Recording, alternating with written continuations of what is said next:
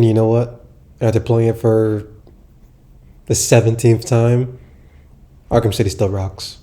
Oh, it goes crazy. Goes stupid. Actually, speaking of, do you remember that, what was it?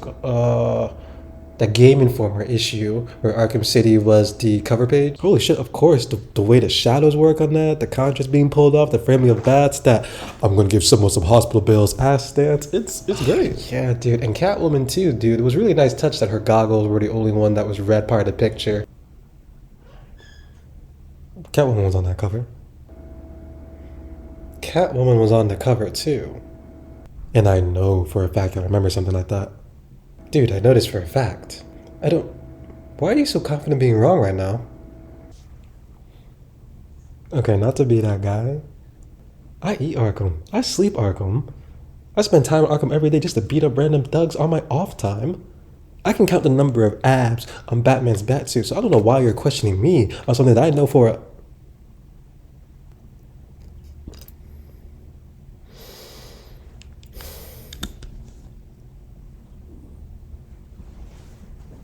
How'd you find that so fast? The Video Game History Foundation.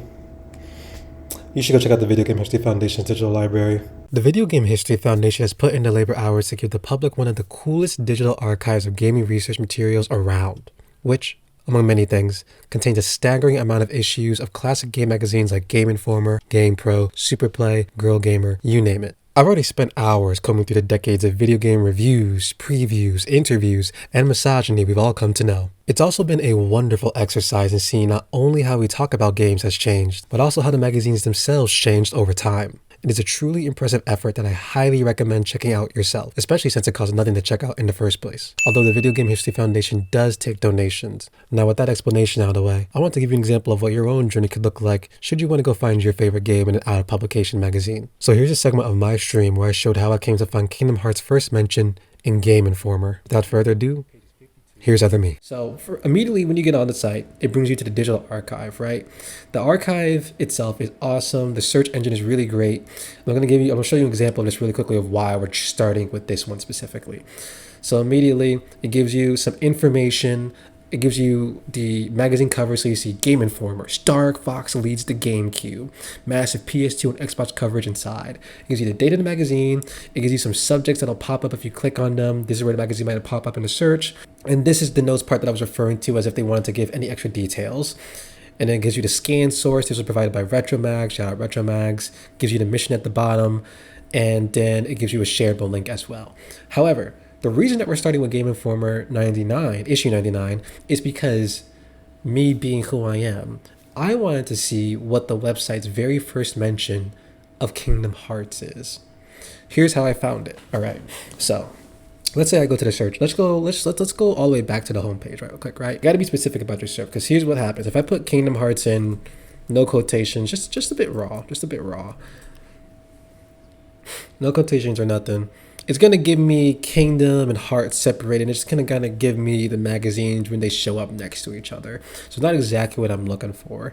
But if I type in Kingdom Hearts with quotations so that it knows to treat it as a whole phrase, you get some of the first mentions of, you get Kingdom Hearts first by title. So I'm kind of covering right here, but it says sort by title. We're actually going to sort it by date. And when you sort it by date, dun, da, da, da, you get July 2001 Game Informer issue 99, meaning that at least with the materials that the gaming library has right now, which at least when it comes to the magazines is pretty substantive, the first mention of Kingdom Hearts in a magazine, a physical print magazine, was Game Informer's July 2001 issue 99, which is awesome. It's just very cool. And so you can see the other things that you can help you refine it. So if you want to just look at stuff that's in their magazine library, the research and reports. Why is research and reports one here? I actually didn't see that.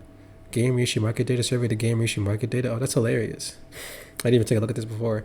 But so they have these filters on the side that can help you refine your search. You got item type, you got more specific names of bigger publications. So you see GameStop here, you can see Ziff Davis, you get Future US. You can get it by subjects too. So it's just a really comprehensive, just ability to find stuff that you'd want to find if you're thinking about some super specific thing from your own childhood. So let's actually go back to the original page that I had us on. So now we're back to the Game Informer issue 99 page.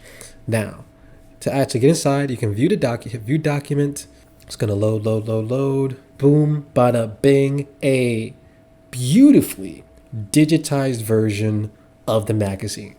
Now, right now, this is just a cover page, but there's a couple different things. Right now, it's on vertical scroll, pretty much infinite scroll. But the way I've been liking to read it is I'm kind of covering it with my thing, but there's a sidebar to the right that lets you choose how you can do it. So if I want to do horizontal scrolling instead, I can do it like this. Now, I could just go through and read all this if I really wanted to, because I'm insane like that. But let's say you don't have the time for that. You just want to look up something specific. You go to the search bar to the left here, type in Kingdom Hearts. Like any good Command F in a Word document, you are being brought to all the versions of Kingdom Hearts that you can find. So right now, the very first version that's bringing me is actually into the game index here, where you can see Kingdom Hearts is listed as showing up on page 50 of the magazine cover, because that's when it's getting mentioned.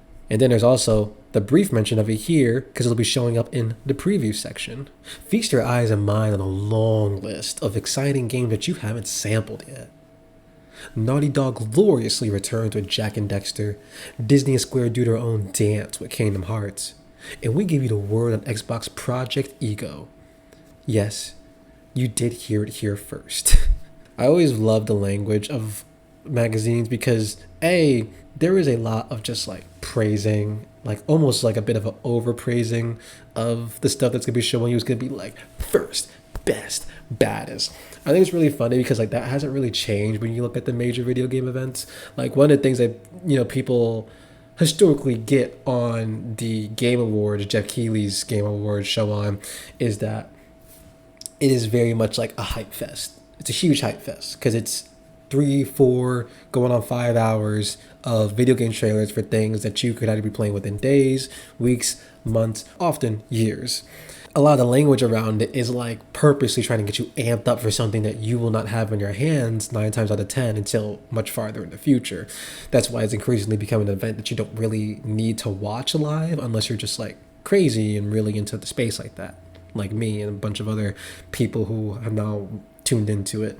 But you can see a lot of the language and rhetoric around it still present in old video game magazines too, of just hype is a huge part of the culture, of kind of giving you feeling like you're getting an inside look at something, a little preview as it says here, and basically finding ways to maintain that hype long enough for that when the product eventually does launch, a lot of hype equals sales. And it's still very much like you're trying to get people to buy this thing.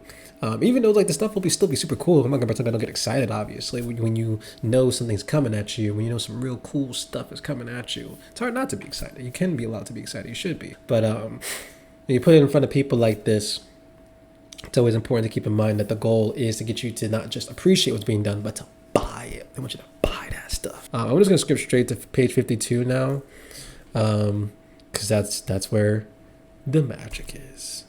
Boom. Oh my goodness. I've looked at this page already several times.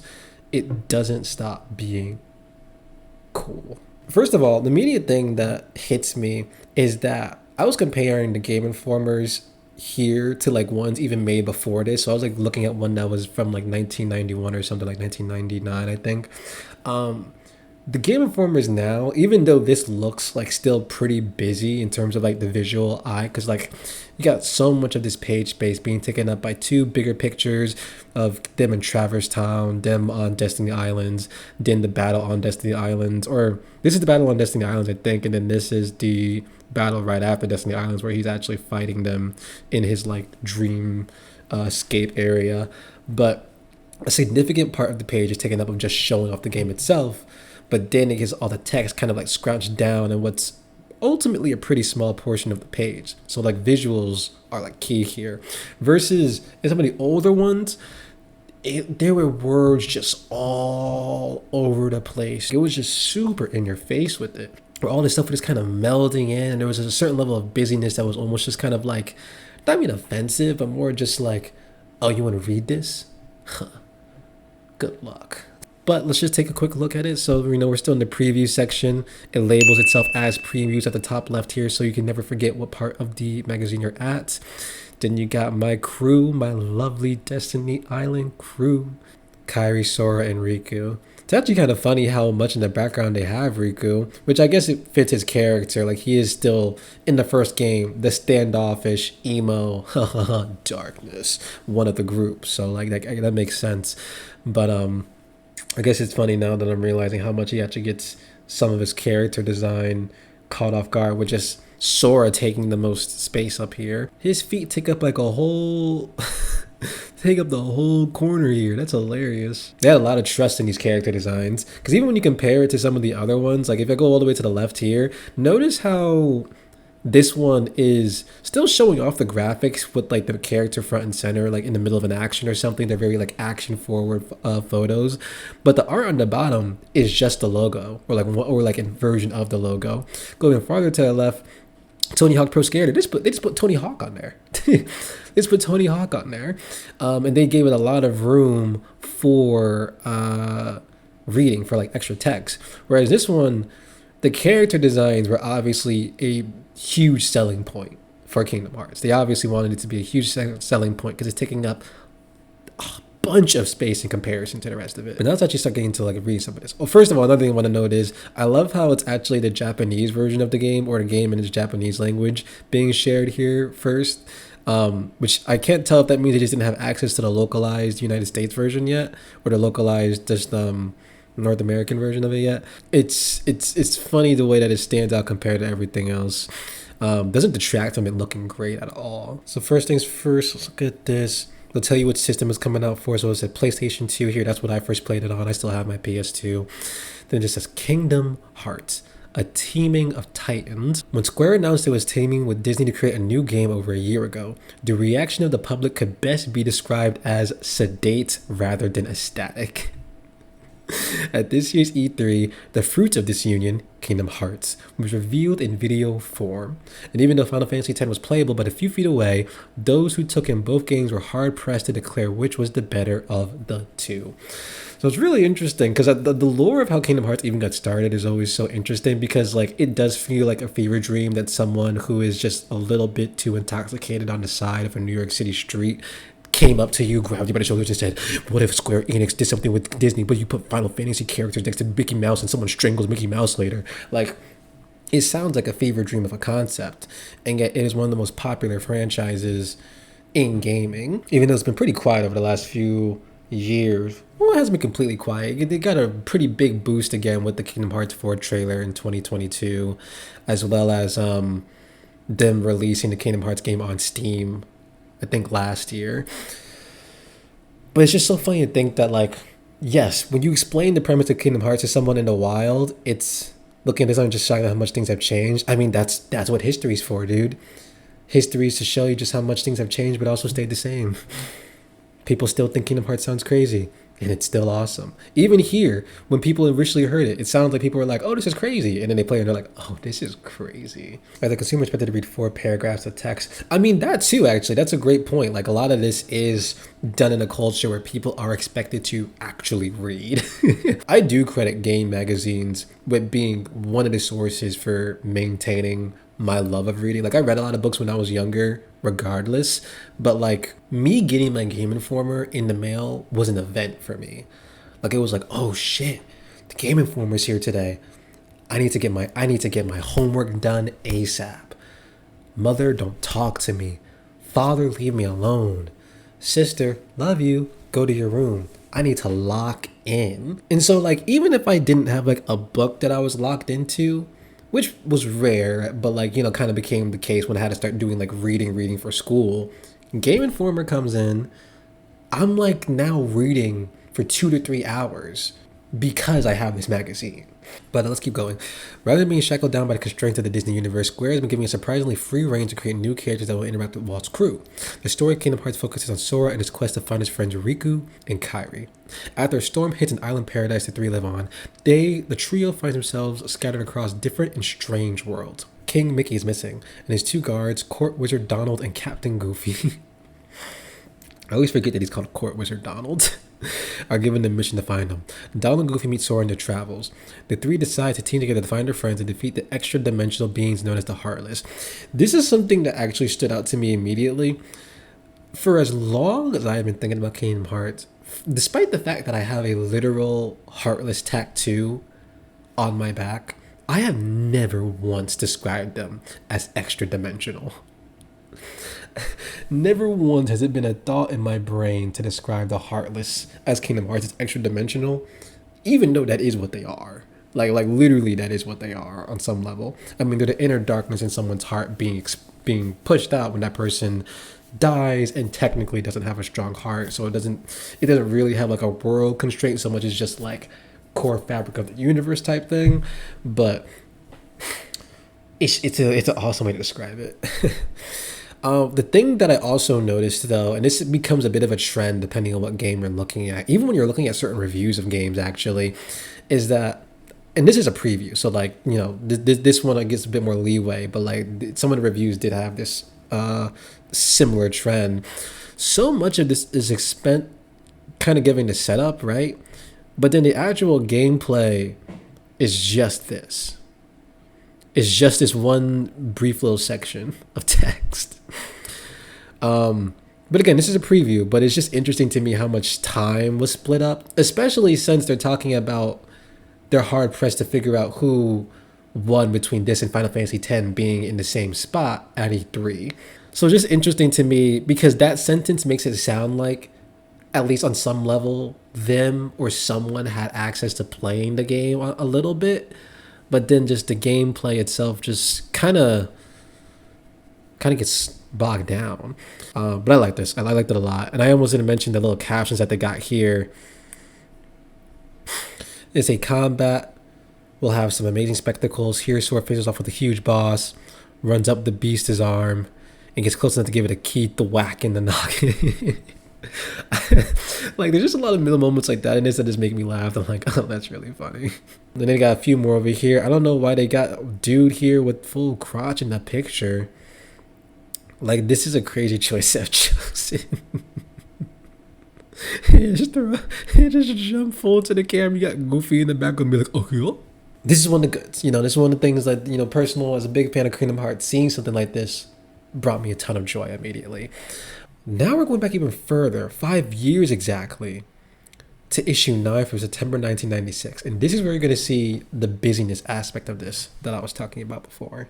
But this came out in September 1996. This is issue 9 of Game Informer. I'm just going to look at this one pretty quickly because I don't have things to specifically look at, so I wanted you guys to understand the vibe that I was talking about. Again, Crash pops out. He looks really clean here. Like, off of just like a visual standpoint of how his character design comes across on his cover page, I love the way he looks like a menace. It looks insane. Like, if I saw this in the wild, I'd be like, who the hell is that thing? I'd probably pick up the magazine. It's colorful, it's vibrant, it's big in your face, but it is busy, significantly busier than what we were just looking at, even from the other one's cover. Not that much busier, because the other one still had like a ton of game characters on there, but there was noticeably already less text on the one that we had just looked at. You can see right there at the top left, it says page 2 of 68. So there's 68 pages here.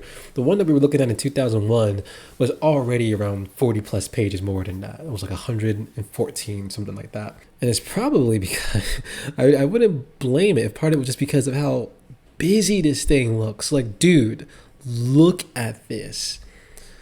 Look at the amount of text being thrown right here alone. Night and day. Night and day. There's a lot going on visually, pictures-wise on the left here. Some of them like pretty funny. But then just even text-wise, they just decided to blow up on the page pretty much.